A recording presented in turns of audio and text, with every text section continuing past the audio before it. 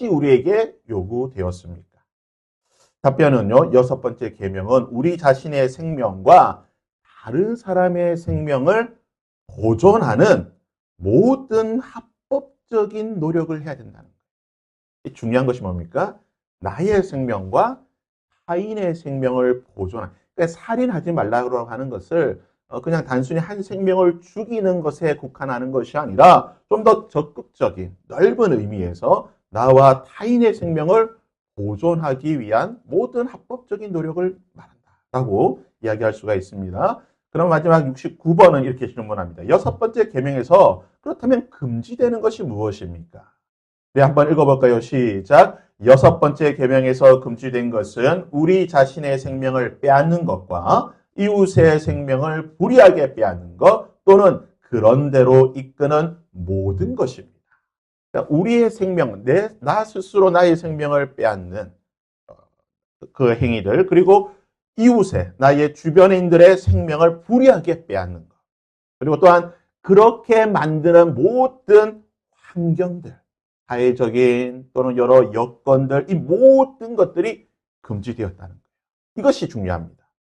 단순히 다른 사람을 살인하는, 죽이는 것이 아니라 스스로 내 생명을 빼앗는 자살이라든지 또는 학대라든지 또는 전쟁이라든지 이웃의 생명을 불의하게 빼앗는 이 모든 것들을 금지할 수 있는, 막을 수 있는 어떤 사회적, 제도적, 법적 이런 것들을 또 다 만들어 놔야 된다는 거예요. 그래서 합법적으로 죽지 못하도록.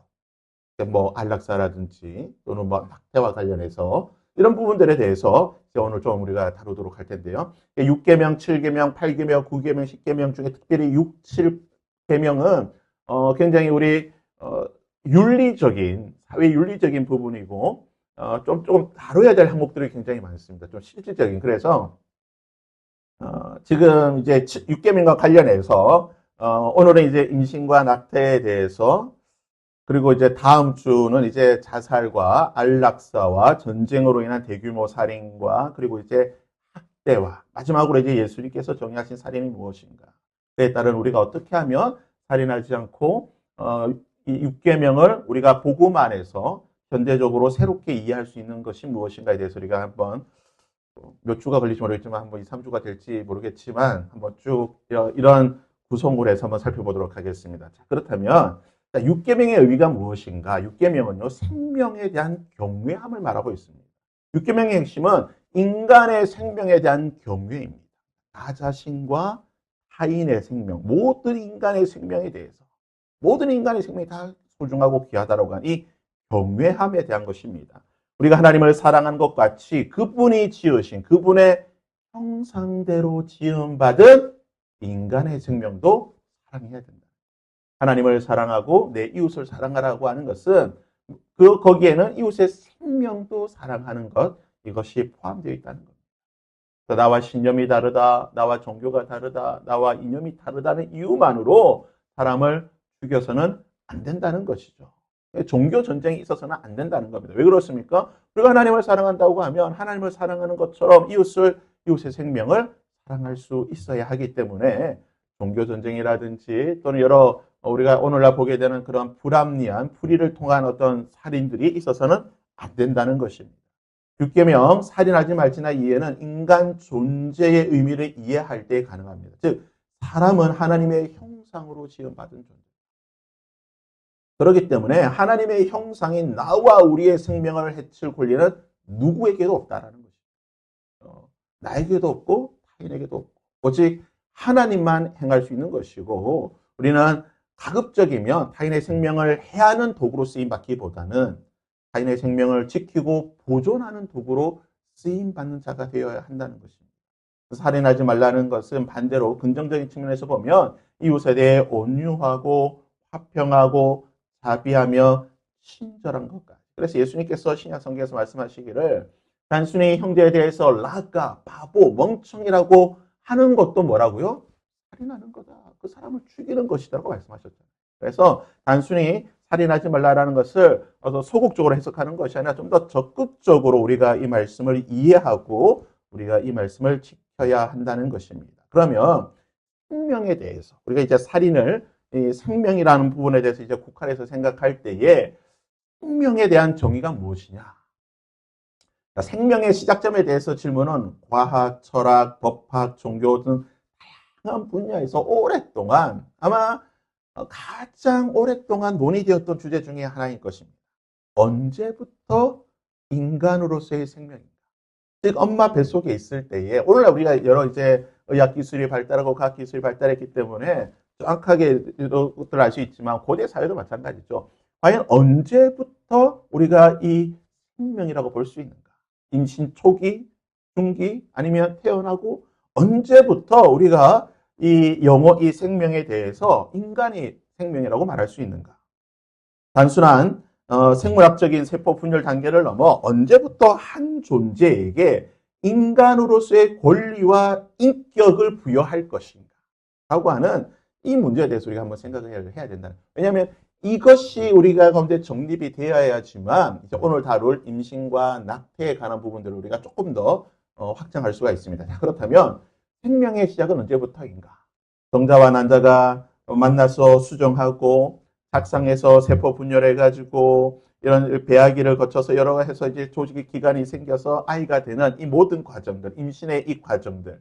그래서 이제 의학적으로 보면요, 임신 1주 이제 착상해서 세포 분열이 되고 2주에 이제 조금씩 그런 배아들이 이렇게 만들어지고 이제 3주, 4주 되면은 이것이 이제 점차 여러 기관들로 이제 나오게 되죠. 그래서 뭐 4주, 5주 되면 심장도 생기고 여러 가지 모습들이 생기게 된다는 것입니다. 자, 그렇다면 이 과정 속에서 언제부터 우리가 이것은 인간이다. 여러분, 언제부터 우리가 인간으로 볼 수 있을까요? 1주, 2주, 3주, 4주, 5주, 6주, 7주, 8주, 9주, 10주에서 마지막 만삭 38주에서 등에 딱 나오는 때까지 했을 때에 과연 언제부터 우리가 인간이구나, 사람이다, 하나의 사람이라고 인정할 수 있을까요? 그럼 언제라고 생각하십니까? 자, 우리가 생물학적 단계로 보게 되면 이제 수정이라고 하는 정자와 난자가 만나서 고유한 DNA를 가진 이 수정란을 형성하는 그 시점부터 생명의 첫 단계라는 거죠. 그러니까 정자와 난자가 만나서 수정돼서 수정란이 만들어지는 그 순간부터가 이미 생물학적 관점에서 보게 되면 생명이 시작이 되었다는 겁니다. 그때부터 생명이라는 거예요. 그리고 이제 착상이 되면 의학적으로 착상이 되면은 이제 그것이 임신이 되었다. 이제 엄마 품에서 하나의 생명으로 자랄 수 있는 그 시작이 되었다라고 보게 되는 거죠. 그래서 4주에서 8주가 되면 이제 신경이라든지 심장이 발달하면서 이제 점차 생명의 징후를 보이게 되고 임신 22주에서 24주까지가 이제 밖으로 나왔을 때 혹시나 조산이 나거나 해서 좀 밖으로 나왔을 때 몸 밖에 좀 빨리 나왔을 때 생존할 수 있는 기준이 24주가 넘어가면 좀 생존의 가능성이 있다. 그래서 이제 많은 경우에 법적으로도 좀 보수적으로 잡았을 때는 24주까지가 이 낙태 허용 기준이 된다고 합니다. 이제 출생은 태아가 모태로부터 나와서 독립적으로 호흡할 수 있는 하나의 독립적인 존재가 되었을 때에 우리가 법적으로 사람이다라고 인정을 해주게 되는 것인데, 그건 이제 우리가 생물의 어떤 발달, 생물학적인 관점 또는 의학적인 관점에서 보면 이렇지만 우리가 전통적인 교회의 입장에서 캐톨릭이라든지 또는 우리 개신교라든지 종교개혁자들이라든지 또는 초대교회라든지 이런 기독교, 교회의 입장에서 보면 굉장히 엄격하고 보수적으로 해석을 하게 됩니다. 그래서 오늘날 많은 보수적인 기독교, 저희 장로교를 비롯해서 대부분의 한국의 보수적인 기독교는 어떻게 이해를 하고 있느냐? 수정되는 순간부터 인간으로 생각합니다. 그러니까 정자와 난자가 만나서 수정되는 그 순간, 그 수정 딱 되면 그때부터 인간이다 하고 오늘날 우리 보수 기독교에서는 그렇게 본다는 것이죠. 왜냐? 이미 정자와 남자가 결합하는 순간 고유한 유전자 배열을 갖춘 수정란이 되기 때문에 이미 이것은 부모로부터 독립적이고 고유한 생명체라고 인정한다는 거예요. 그리고 우리 보수적인 기독교 입장에서는 생명이라고 하는 것이 언제는 수정란은 생명이 아니고 또는 몇 주가 돼야지만 생명이다 이렇게 나눌 수가 없다는 거죠. 왜냐하면 생명이라는 것은 연속의 과정이기 때문에 그 생명이 만들어지는 순간부터 하나의 인간으로 볼 수밖에 없다라는 겁니다. 그래서 한때 그 줄기세포라든지 또는 뭐 인공 배아, 뭐 배아 줄기세포 뭐 이런 거 굉장히 많이 논란이 있을 때에 기독교에서 굉장히 반대했던 게 뭡니까? 수정란도 인간이다. 우리 입장에서는. 왜냐? 생명이 만들어지는 순간이기 때문에 그 자체도 우리는 생명이다. 그래서 그것도 복제해서는 안 된다라고 우리 기독교가 말했던 이유가 뭐냐면 바로 이런 관점이기 때문입니다. 그래서 교회의 관점은 오늘날도 마찬가지입니다. 전 세계 캐톨릭이나 또는 많은 보수적인 현대 기독교 역시 수정하는 그 순간부터, 그러니까 일주 전부터 그냥 여성의 그 자궁 속에서 수정하는 그 순간부터 생명이라는 거예요. 오늘 이제 많은 지금 이제 우리나라도 지금 이제 낙태죄에 대해서 뭐 지금 이제 폐지가 되고 이제 모자보건법이 개정 발의가 되었지만 이 낙태죄에 관해서 굉장히 지금 말이 많습니다. 이 낙태를 허용해야 된다. 아니다. 허용해서 안 된다. 종교계나 기독교계에서는 허용할 수 없다. 절대 안 된다. 하지만 이제 여성단체라든지 또는 진보적인 사람들은 낙태 허용해야 된다라고 이야기를 하고 있습니다. 우리나라에서 이 낙태와 관련해서 여러 가지 이 법적인 흐름들을 제가 쭉 살펴보니까요. 소위 말하는 이제 진보 정권에서 진보적인 그런 정권이 들어서게 되면 이 낙태 문제에 대해서 굉장히 완화하는 입장을 취하게 됩니다. 보수적인 정권이 들어서게 되면 낙태 문제에 대해서 굉장히 엄격한 입장을 취하게 돼요. 이것은 우리나라뿐만 아니라 미국도 동일한 현상인데요.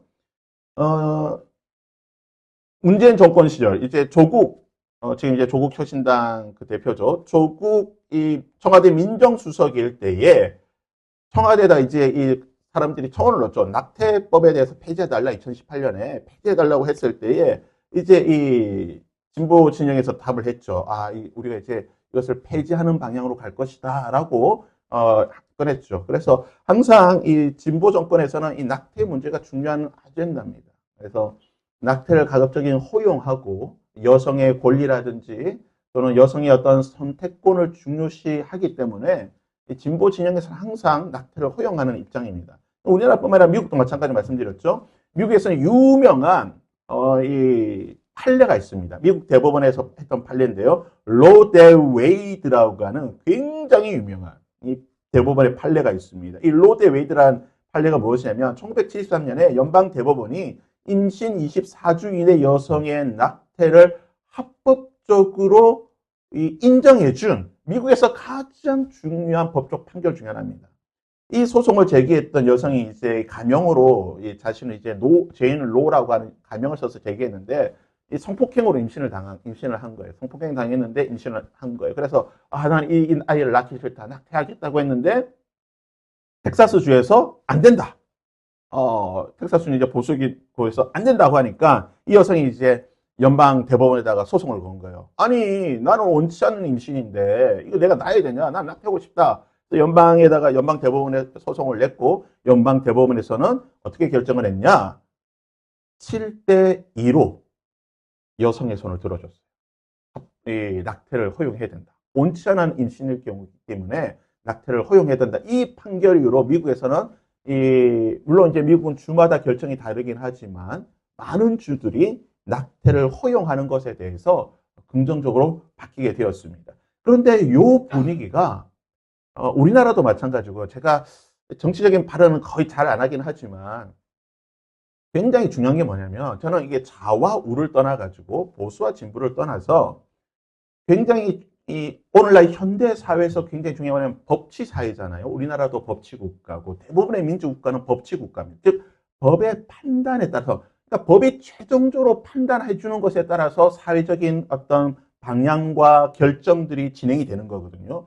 아무리 우리가 여기서 뭐라고 해도 대법원에서 뭐라고 판단하냐에 따라서 달라지는 거예요.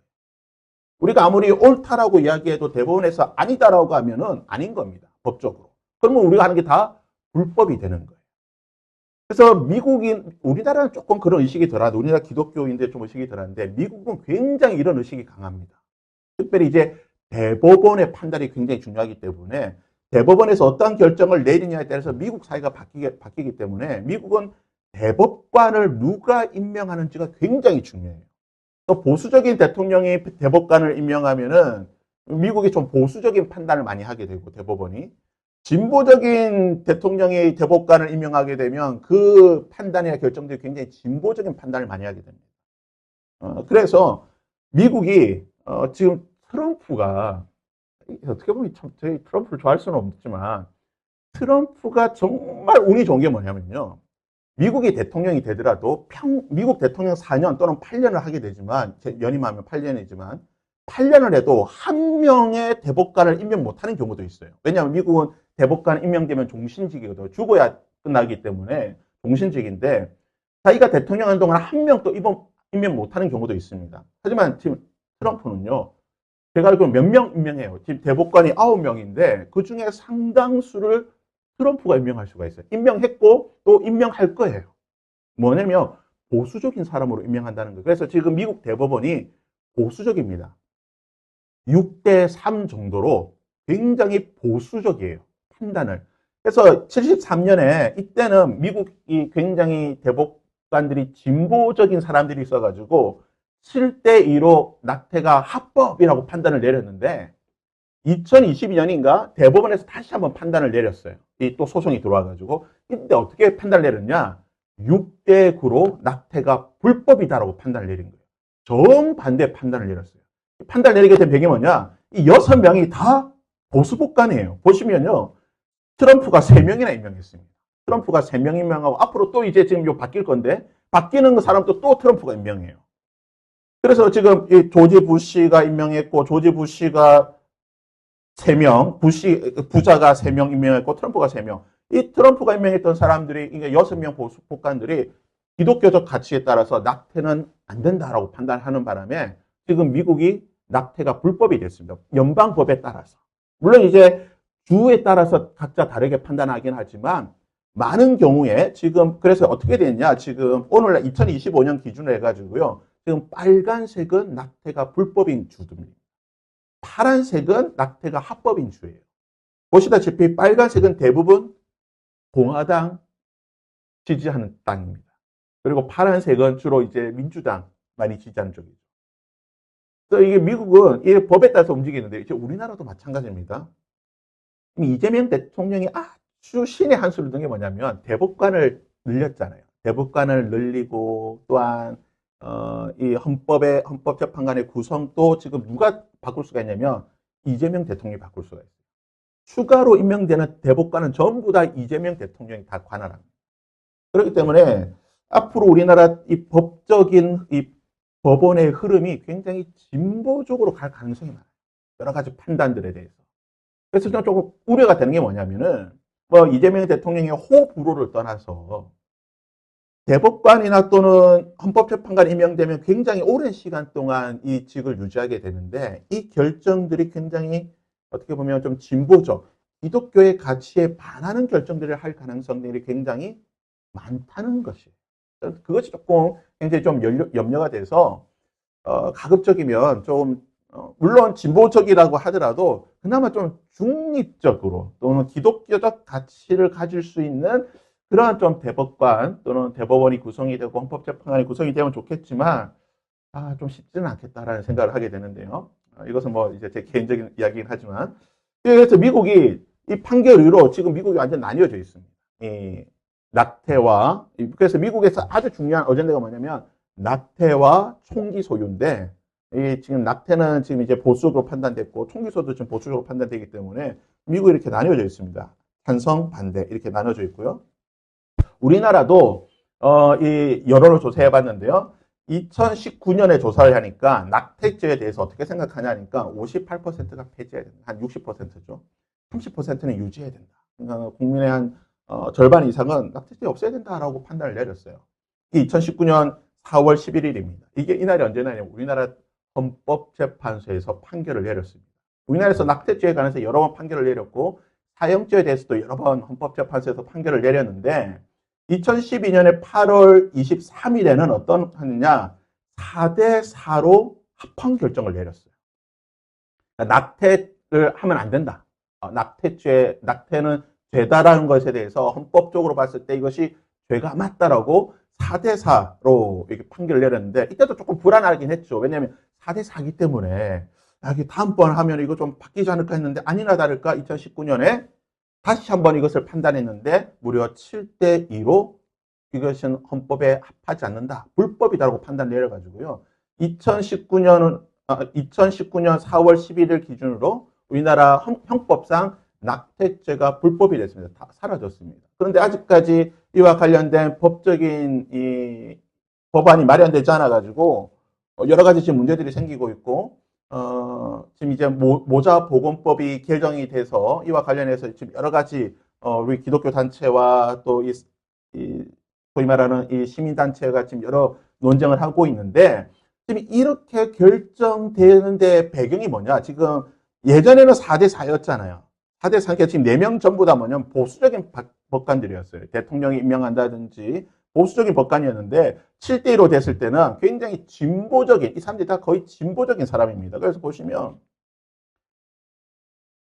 문재인 대통령, 물론 이제 박근혜 대통령 임명한 사람도 있겠지만 대부분 민주당 또는 민주당에 속해 있던 그런 대법원이 임명하거나 또는 문재인 대통령이 임명했거나 이런 소위 말하는 진보 세력들이 진보 측에서 임명한 이 헌법재판관들이 대부분 다 이 낙태죄를 불법이라고 내렸던 거예요.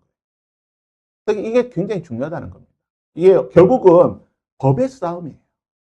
우리가 기독교적 가치를 지키고 교회의 어떤 가치를 지키는 것이 법의 싸움이기 때문에 우리가 이 부분에 대해서 교회가 조금 더 깨어있고 좀 더 운동을 해야 됩니다. 그래서 좀 기독교가 이런 법적으로 좀 영향력을 미칠 수 있는 여러 가지 것들을 해야 되는데 아무튼 이제 다음에 한번 다루도록 하고요. 그래서 66년 만에 낙태죄가 폐지가 됐습니다. 그래서 낙태죄를 폐지했는데 그 굉장히 중요한 그 뭐라 그럴까요? 이 표가 뭐냐면 여성의 자기 결정권. 그러니까 내가 임신의 주체가 난데 내가 임신하기 싫으면 낙태도 되는 거 아니냐? 라고 하는 게 낙태죄를 폐지하는 사람들의 주된 논리입니다. 임신의 주체는 여성이고 내 몸에서 내가 예를 들어서 내 몸에 아프면 내가 수술하듯이 내가 이거 나에게는 병이고 나는 원하지 않는 거니까 내가 결정할 수 있다. 여성의 자기 결정권이라는 이 낙태. 낙태죄를 폐지했을 때 대부분의 주장이 뭡니까? 낙태죄 폐지는 여성의 자기 결정권이다. 임신을 하고 안 하고는 내가 결정하는 거다. 하지만 성경 뭐라고 말합니까? 생명은 하나님이 주신 거예요. 사람이 결정할 문제가 아니라 하나님이 주신 건데 이 낙태죄 폐지에 대해서 이야기하는 사람들은 아니다. 이 임신의 주체는 나 자신 인간이고 여성이고 여성이 판단하고 결정에 따라서 낙태는 할 수 있다라고 이야기했던 것이고 이 논리와 이러한 사회적 분위기가 헌법재판소를 낙태죄를 폐지하는데 7대 2로 판결하는데 이끌어갔다는 것이죠. 그래서 지금 보시면 이제 우리나라 비율입니다. 2008년에 보시면 이게 이제 공식적인 통계예요. 공식적인 20만 명이 낙태를 했습니다. 낙태 건수가 한 해 동안 2008년에. 근데 점점 줄어요. 숫자는 점점 줄고 있습니다. 점점 이제 줄고 있고. 근데 이제 2000년대, 1990년대, 2000년대 초반에 굉장히 낙태를 많이 하는 분위기였다는 거죠. 그러다 보니까 낙태를 너무 많이 하는데 이게 또 낙태죄고 이 죄의 어떤 형법상 죄다 보니까 쉬쉬 몰래 하다가 사고도 나고 여러 가지 불법적인 일이 있었기 때문에 차라리 이렇게 될 바에서 그냥 합법화시키고 양성화시키고 또 여성의 자기 결정권을 존중해서 낙태를 합법화시키는 게 낫지 않겠냐라고 하는 것이 여러 사회의 분위기였다는 것입니다. 놀라운 사실은 지금 2008년에 보시면은 낙태 건수가 21만 9천 건, 약 22만 건 정도 되죠. 이게 또 엄청 많은 겁니다. 오늘날 지금 2025년 출생아가 몇 명입니까? 40만 명인가요? 40명 안 되죠. 그러니까 지금 엄청난 거예요, 이 숫자가. 근데 놀라운 사실은요. 2010년에 보건복지부가 공식적인 자료로 16만 8,738건이 이제 보건복지부에 보고된 낙태 건수, 병원에서 우리가 이렇게 임신 중절 수술을 했습니다고 보고한 것이 16만 8,738건인데 산부인과 의사회에서 평균을 냈습니다. 자기에게 소속된 산부인과 의사들한테 이제 물어보고 평균해 보니까 109만 건이에요. 110만 건. 무려 5배 이상 차이 나는 거예요. 예전에 제가 들었을 때도 1990년대에는 한 150만 건, 연간 150만 건의 임신 중절, 낙태 수술이 있었다고 이야기를 했던 거예요. 엄청난 사람이 죽었어요. 우리 기독교적 관점에서, 복음의 관점에서 보면요. 1년에 150만 명이 죽은 거예요. 태어나지도 못하고. 이게 임신 주수에 뭐, 이게 뭐, 1주든 3주든 뭐 8주든 그게 중요한 게 아니고, 석 이게 중요한 게 아니라, 아까 말씀드렸죠. 우리 기독교적 관점에서 생명은 언제부터라고요? 수정되는 그 순간부터 생명이기 때문에, 우리 기독교적 관점에 보면은 1년에 지금 110만 명이 살인을 당합니다. 복음적 관점에서. 이게 엄청난 살인죄입니다. 오늘 말씀에 살인하지 말라고 말씀하셨는데요. 한 해 동안 이런 엄청난 살인죄가 일어났다는 겁니다. 우리나라 출생아 숫자입니다. 2024년에 23만 명 태어났다는 거죠. 저는 이게 어떻게 보면 하나님의 심판이지 않는가 생각도 들어요. 1990년대 때 생명은 하나님의 축복이었는데, 하나님의 은혜인데, 우리 인간들이 이것을 다 거절하고 이 나라에서 150만 명의 낙태가 일어나게 되니까 하나님께서 심판 주신 거예요. 해문을 닫아버리는 거죠. 줘봐야 너희들 나 죽일 건데 내가 왜 너희들에게 생명을 주냐. 점점 출산율이 다 떨어지게 되는 거예요. 어떻게 보면 오늘날 우리나라의 출산율이 이렇게 저조한 것은 하나님의 심판의 결과라고도 볼 수가 있습니다. 우리가 다시 생명을 귀하게 여기고 생명을 소중하게 여겨야 되는데요. 이건 쭉쭉쭉쭉 넘어가고 요 부분만 한 5분 정도 짧게 보겠습니다. 논란이 된 36주. 얼마 전에 이게 굉장히 논란이 됐죠. 한 유튜버가 자신이 36주인데 낙태했더라고. 병원에서 이게 뭐 500만 원인가요? 하고 이걸 뭐 유튜브에 올려가지고 이 여자의 정신머리도 이해를 못하겠어요. 이 도대체 이걸 왜 또 유튜브에 올리는지. 조회수가 얼마나 뭐 많았죠. 이 문제가 있고 나서 이제 이 민주당의 박주민 의원을 비롯해서 여러 이제 이 민주당에서 모자보건법 법률 개정안을 냈습니다. 이 법률 개정을 내놨는데 이거 딱 보고 이제 우리 기독교계에서 반대. 이것은 해서는 안 돼. 있을 수 없다. 해서 이제 반대를 하고 이 일에 굉장히 지금 앞장서고 있는 분이 온누리교회 이재원 목사님이십니다. 이재원 목사님이 뭐 법원 앞에서 1인 시위도 하고 계속해서 교회에서 설교 말씀하시고 하시는데 영상 하나 보시겠습니다. 낙태 주수 제한을 없애고 약물 낙태를 허용하는 내용의 모자보건법 개정안이 국회에 발의돼 사실상 무제한 낙태를 허용하는 것 아니냐는 논란이 거세지는 가운데 전문가와 학부모들이 모여 법안의 문제점을 짚어보는 자리가 마련됐습니다. 보도에 배보경 기자입니다. 2019년 헌법재판소 낙태죄 헌법 불합치 결정 이후 5년째 입법 공백이 이어지고 있는 가운데 국회에서는 모자보건법 개정안을 둔 공방이 재점화됐습니다. 더불어민주당 박주민 의원이 대표 발의한 모자보건법 개정안.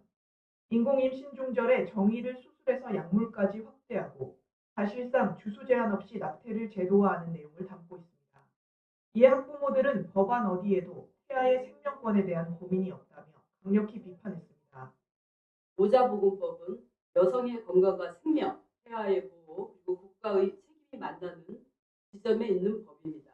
그만큼 법 개정은 신중해야 하며 충분한 사회적 합의와 현장의 목소리, 그리고 장기적 관점이 반드시 전제되어야 합니다. 토론회에서는 법안 명칭 자체에 대한 근본적인 의구심도 제기됐습니다.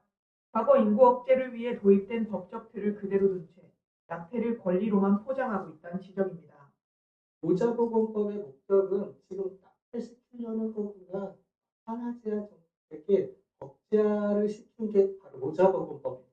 말만 모자보건법이어서 엄마와 아이를 보호하는 것 같지만 국가 정책에 의해서 이거 낙태시키려면 낙태법이구나라고. 가장 큰 반발은 교육 현장에서 터져나왔습니다. 개정안은 미성년자가 보호자 동의 없이도 낙태를 결정할 수 있도록 길을 열어뒀는데 학부모들은 이것이 교내 성윤리 약화로 이어질 수 있다고 경고합니다. 청소년들이 연애를 했을 때 스스로 책임질 수 있는 성적 범위 나열 카드를 보여줍니다. 칠판에 붙여놓고 본인이 어디까지 하고 싶은지 이 성관계라는 것이 없는 답안지는 없어요. 과연 지금 모자보건법 개정안 앞두고 괜찮은 것인지 학부모로서 질문을 하게 됩니다. 현장 학부모들은 왜 설정 내용이 자, 담겨 그래서 이제 모자보건법인데요. 이게 모자보건법의 가장 중요한 게 뭐냐면 여성의 자기 결정권이에요. 아까도 말씀드렸죠. 이게 낙태를 찬성하는 입장은 가장 중요한 게 이거예요. 여성이 결정해야 된다는 거예요. 누가 결정하는 게 아니라 내가 임신을 맞는 말이에요. 여성 임신하니까. 하지만 이 우리 기독교적 관점에서 볼 때는 여성의 생명은 자신의 생명이고 태아는 별개의 생명입니다. 독립된 존재예요. 독립된 생명이에요.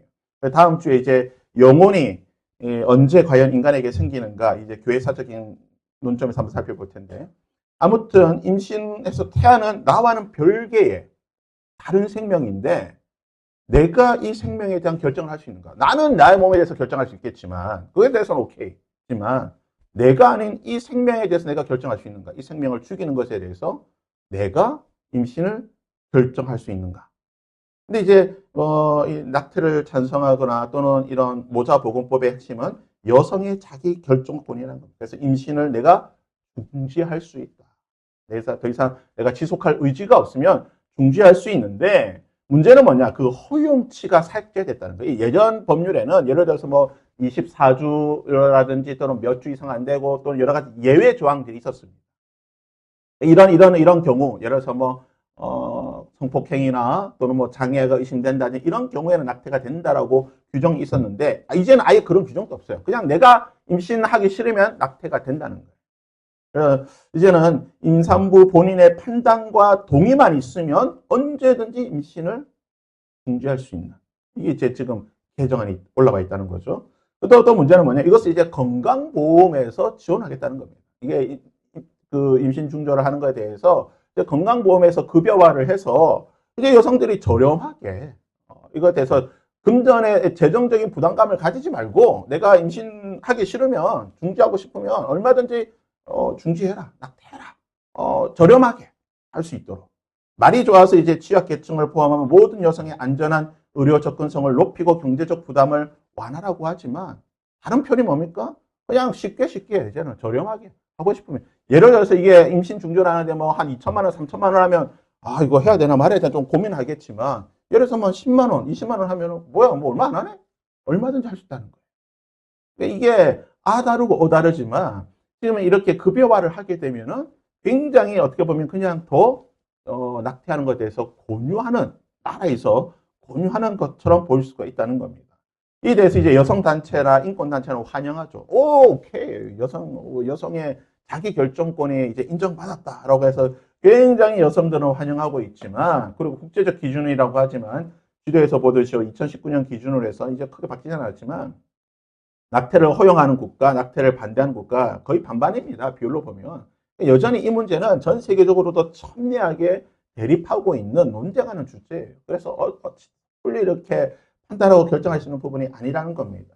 이 모자보건법에 대해서 이제 의료계에서는 반발하죠. 당연하게 반발할 수밖에 없죠. 왜냐하면 무분별한 남용과 합병증이 있고 의학적 판단과 법적 책임이 의료진에게만 전가되기 때문에 그리고 전면적으로 무제한으로 허용할 수 있는 가이드라인이 없기 때문에 무분별하게 이런 것들이 이루어질 수 있고 좀 비양심적인 의사들 같은 경우는 이것만 전문적으로 하는 그런 또 의사들도 나올 수 있으니까 굉장히 의료계에서는 반발하고 당연히 우리 기독교 종교에서는 반대할 수밖에 없죠. 왜 그렇습니까? 만삭의 태아까지 무제한 낙태를 허용할 수 있는 길을 열었을 뿐만 아니라 여성의 결정이 아니라 태아의 그 뱃속에 있는 아이의 생명을 타인이 결정하는 것에 대해서는 이건 살인죄이기 때문에 우리는 더 이상 찬성할 수가 없다. 그래서 기독교계에서는 굉장히 이것에서 반대를 하고 있는데 문제는 오늘날 지금 한국 교회가 이 부분에 대해서 아직까지는 생각보다 크게 많이 반대를 안 하고 있어요. 목소리를 안 내고 있다는 것이 좀 제가 안타까운 사실인데요.